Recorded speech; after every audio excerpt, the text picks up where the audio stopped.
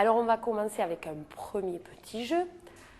Vous allez chacun votre tour dire votre prénom et me dire combien il y a de syllabes dans votre prénom.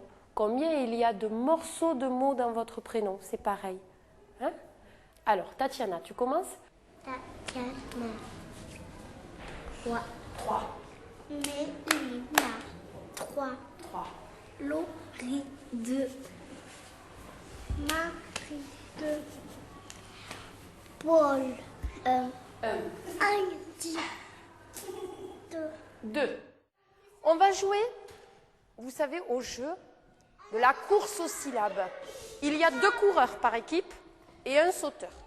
Le coureur part chercher une image. Il revient très vite au départ. Il dit le mot copain. Et le copain saute autant de fois qu'il y a de syllabes dans le mot. Stop! Stop! Imad, ils ont gagné. C'est fini.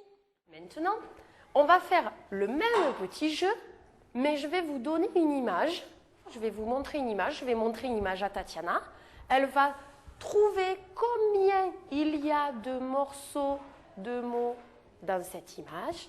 Et elle va aller la poser dans la bonne boîte. Vous avez vu les boîtes qu'il y a au tableau? Tatiana? Tu le mets où?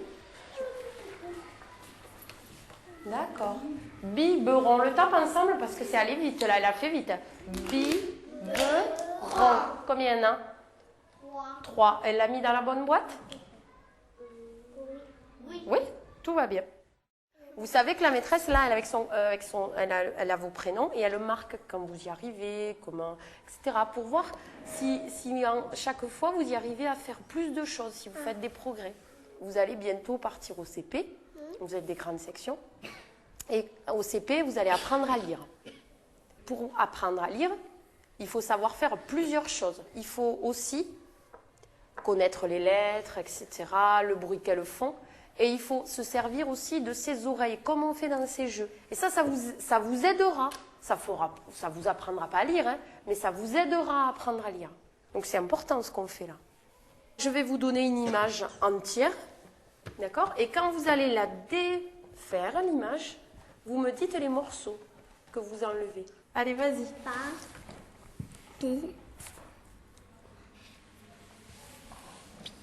Je me trompais. Ah.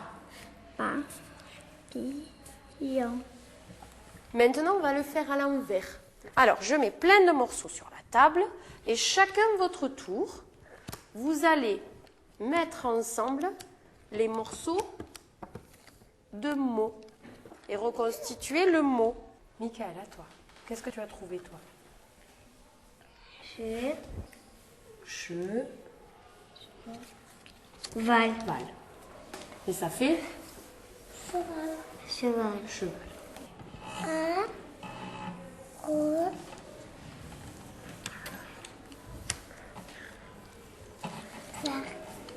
Alors, redis-nous les morceaux. Soir. Qu'est-ce qu'il faut faire pour travailler quand on travaille sur les syllabes? Il faut réfléchir, il faut surtout bien Écoutez. Il faut bien écouter. Et vous avez une ardoise. Et sur cette ardoise, vous allez faire, vous rappelez les petits arcs, comment on fait quand on trouve une syllabe? Je vais vous dire un mot. D'accord? Ce mot, vous allez chercher combien il y a de syllabes dedans. Et vous allez les représenter sur votre ardoise. Et en plus, ça c'est la première partie.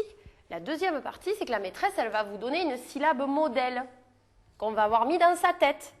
Et on va chercher où elle est cette syllabe modèle dans le mot. Est-ce qu'elle est au milieu? Est-ce qu'elle est à la fin? Est-ce qu'elle est au début? Et comment on fait quand on l'a trouvée? On la colorie. Alors, vous savez quelle syllabe on prend aujourd'hui? Oui. Le modèle qu'on met dans sa tête? C'est le modèle, c'est ri. Ri.